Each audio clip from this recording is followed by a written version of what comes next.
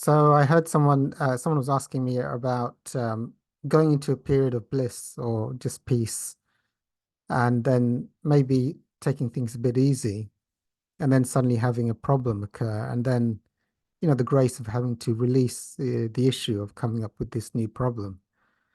And all I'd say is that's what advanced spiritual seekers are consistently working on anything that's coming up. And you do so much ferocious work on your negative belief systems, resentments, fears, identification with the body, the story, that eventually you get periods of sublime bliss and stillness and just oneness, pure joy for maybe even long periods of time. And there's a feeling that one is done. There isn't anything to work on.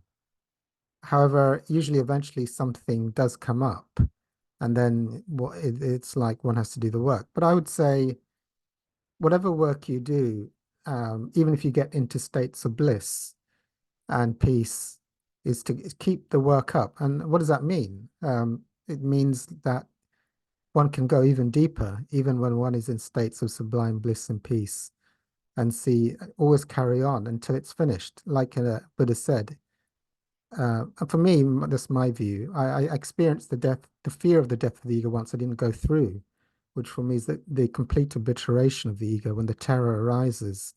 That if you go through that terror, the ego will never regenerate. It'll be the end of the ego, i.e., enlightenment. And my teacher, Dr. Hawkins and Ramana, both recounted, the death of the ego, the final death of the ego, where it's obliterated, not to regenerate. And so for me, I think Hawkins has illustrated the story. He was in states of ecstasy and was just in continuous ecstasy. But then he realized he would need to surrender the ecstasy. And that opened up the doorway for enlightenment. So no matter how good it gets, until it's finished, it's finished. So yeah, even when it gets good, see if you can go further and get it finished once and for all. And I think it'll be quite unmistakable that you know, um, usually, I mean, both Ramana and my teacher, Dr. Hawkins, it's like when the final death of the ego occurs, I mean, it's so incredible that usually necessitates years of incapacity and extreme bliss, and it takes years to readjust. So it's quite a sizable event where the ego is absolutely smashed to pieces, and so the infinite light becomes overwhelming, and it takes a while to readjust.